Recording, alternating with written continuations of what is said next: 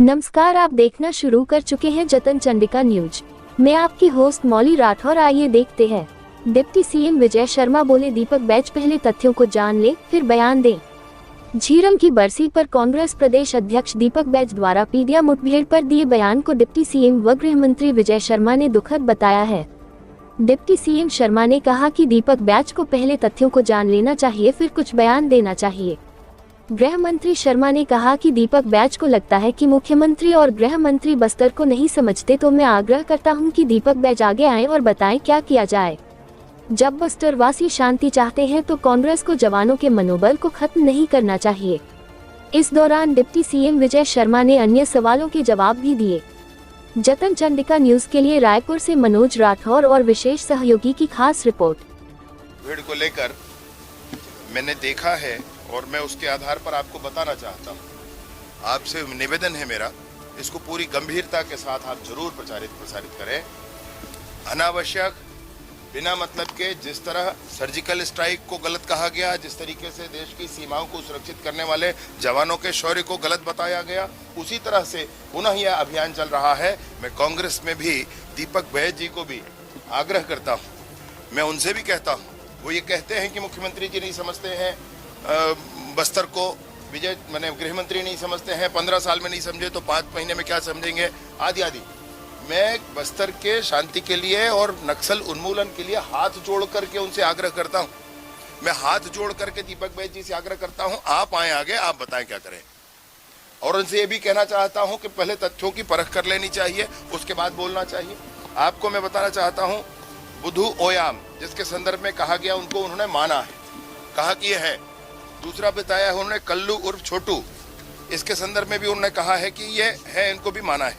अन्य नामों के संदर्भ में मैं आपको बताना चाह रहा हूं, थोड़ा ध्यान से और गंभीरता से मेरी बात को देखिएगा भैया। एक है लकी कुंजाम, जिसके संदर्भ में कहा गया, भाई बाकी अन्य नामों को कहा गया उनके द्वारा कि ये लोग नहीं है, ये नहीं है, वो नहीं है। सन 2022 में 302 का मामला दर्ज है। भाजपा की सरकार नहीं थी भैया, कांग्रेस की सरकार थी, उनकी अपनी सरकार थी, वही सांसद थे वहां सन 2022 में। अभी 24 चल रहा है, 2023 में 307 का प्रकरण उनके खिलाफ पंजीबद्ध है। छोटू उर्सा, मैंने उर्सा छोटू जो इसमें लिखा हुआ है, 2022 में 307 लगा है उसके ऊपर, UAPA लगा है उसके ऊपर 2022। अभी वो सामान्य हो गए, क्या कोर्ट से छूट गए हैं? क्या उनकी जानकारी में है? क्या दीपक बैच जी की जानकारी में है? क्या उन सबकी जानकारी में है कि छूट गए हैं, अब निर्दोष साबित किए जा चुके हैं? ये उनके खिलाफ लगे आरोप हैं, उनके खिलाफ FIR है भाई 2022 के। और आपको कुछ मेरे पास जानकारी है, वो भी आपको बता दे रहा हूं।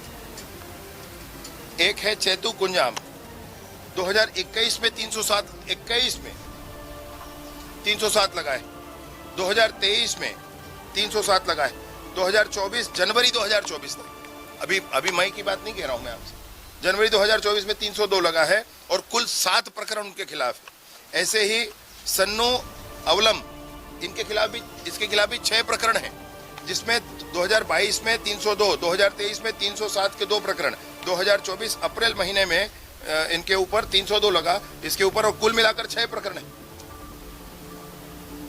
ये कोई और सुनीता कुंजाम ऐसा है, इसमें 22 में 302 है, कुल मिलाकर 6 प्रकरण है। 2023 में 307 है। और जोगा बारसे, कुल मिलाकर इनके खिलाफ 6 प्रकरण है, 2022 में अपहरण का प्रकरण है। ऐसे बहुत सारे विषय हैं। तथ्यों की जांच होनी चाहिए भाई, ऐसे नहीं बोला जाता है। आप राजनीतिक पार्टी के मुखिया हैं, आप प्रमुख हैं, आपकी बातों पर लोगों को विश्वास होता है। मैं बार बार निवेदन करता हूं, नक्सली उन्मूलन की दिशा में बस्तर बढ़ चुका है। बस्तर से जो फीडबैक आ रहे हैं, मैं आपके सामने उसको भी रखूंगा। उसमें लोग चाहते हैं कि अब ये समाप्त होना चाहिए। लोग चाहते हैं कि हमको भय से रात में सोना नहीं है, हमको इत्मीनान से सोना है। और जब बस्तर उस दिशा में बढ़ चुका है तो इस पर सहयोग करना चाहिए, इस पर जवानों के मनोबल को खत्म नहीं करना चाहिए, इस पर बहुत स्पष्टता के साथ काम करना चाहिए। बस्तर जब आगे बढ़ चुका है तो दीपक बैच जी, मुख्यमंत्री जी भी नहीं समझ रहे हैं, उनके हिसाब से कोई नहीं समझ रहा, वो ही समझ रहे हैं। मैं उनसे भी निवेदन करता हूं, पुनः आपसे आपने कह रहा हूं, उनसे ही निवेदन करता हूं कि भैया इस दिशा में आगे बढ़े, बस्तर के सुख शांति के लिए प्रयास करें, कहें कि क्या करना है, लेकिन ऐसे झूठे आरोप नहीं लगाना चाहिए। बिल्कुल गलत बात है। जो प्रकरण है, जो चीजें हैं, उस पर कोशिश की गई, पता किया गया, पूरी बातें पता की गई। मैं कुछ विषय आपके सामने रखा भी। पुराने 2021, 22, 23 से प्रकरण पंजीबद्ध है। आज वो गलत हो गए, आज वो निरपराध हो गए। ऐसे नहीं होता है भैया। भैया और कैसी जांच करना है, वो क्या जांच करना है भाई? कोई कुछ भी बोलेगा तो जांच करना है, मतलब ठीक है। मैं माननीय मुख्यमंत्री जी से आग्रह करूंगा इस विषय पर, लेकिन मैं पूछना चाहता हूं 2021 के एफआईआर का क्या है? यूएपीए लगा है उनके ऊपर, वो क्या है? क्या सिर्फ राजनीति करने के लिए इस तरह की 100% भैया, 100% भैया।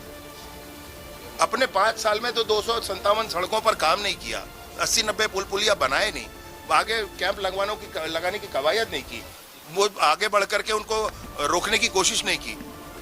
आज जब ये सरकार कर रही है तब इनको परेशानी है। आज वो कह रहे हैं अपने प्रेस कॉन्फ्रेंस में कि 29 जो मारे गए उनके बारे में हमने कुछ नहीं कहा। कैसे नहीं कहा? भूपेश बघेल जी के बारे में जब कहा था, भूपेश बघेल जी ने फर्जी एफआईआर है कांकेर वाले विषय पर, आप लोगों ने ही मुझसे प्रश्न पूछा था, मैं भी निरुत्तर सा हुआ था। जब नक्सलियों का उसमें नोट आ गया तो हमको कोई जांच करने की जरूरत नहीं पड़ी। नक्सलियों को नोट आ गया और उसमें उन्होंने कहा कि 29 हमारे लोग मारे गए।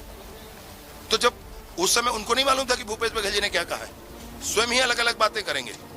इस तरीके से मनोबल नौजवानों का, हमारे सुरक्षा बलों का नहीं गिराना चाहिए। अब सुरक्षा बल जो काम कर रहे हैं वो विकासात्मक कार्य कर रहे हैं, और इस तरह की राजनीति करना ये बहुत गलत बात है। जतन चंडिका की लगातार सही और सटीक खबरें देखने के लिए जतन चंडिका न्यूज़ को सब्सक्राइब, लाइक, कमेंट एवं शेयर करना ना भूलें और बेल आइकॉन बटन दबाना ना भूलें। लगातार जतन चंडिका आपके